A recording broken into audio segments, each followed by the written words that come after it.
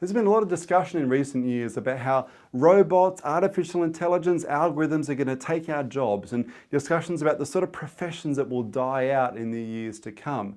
And certainly there's every chance that many of the predictions will come to pass. In fact, probably the most widespread prediction that came out of Oxford a few years ago is that 47% of current occupations have the potential to be superseded or taken over by a robot within 2 decades.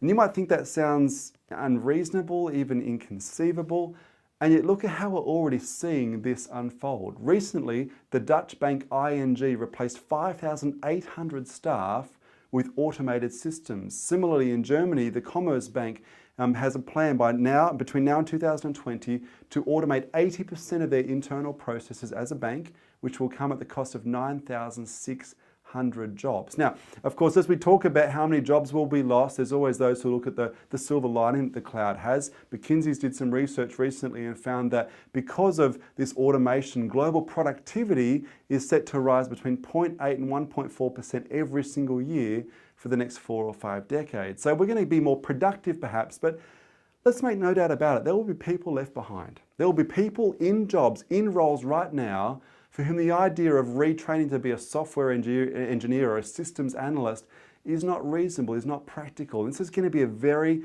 messy transition. And the question for all of us is this: what are the professions that are endangered? And there are some that are quite a surprise to many of us.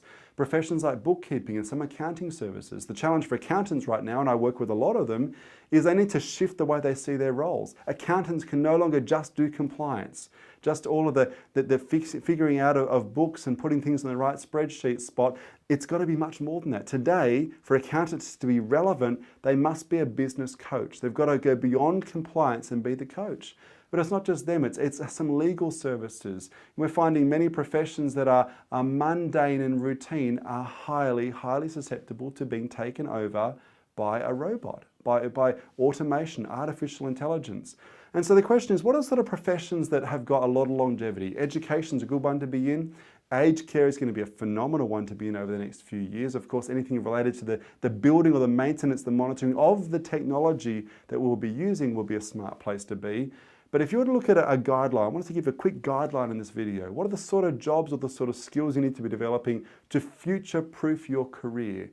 You need to be looking at roles and professions that are non-routine, highly skilled, and involve human capabilities and emotional intelligence. If you can get a profession that cannot be replicated by a robot easily because it involves the stuff that we as humans do, involves emotional intelligence that really can't be replicated. I mean, how many of you want to go to an undertaker to arrange your parents' funeral, and the undertaker is a robot that wheels into the room? Of course, that's not going to be something that's going to fly. We still want the human touch, and there are plenty of professions where that is still important.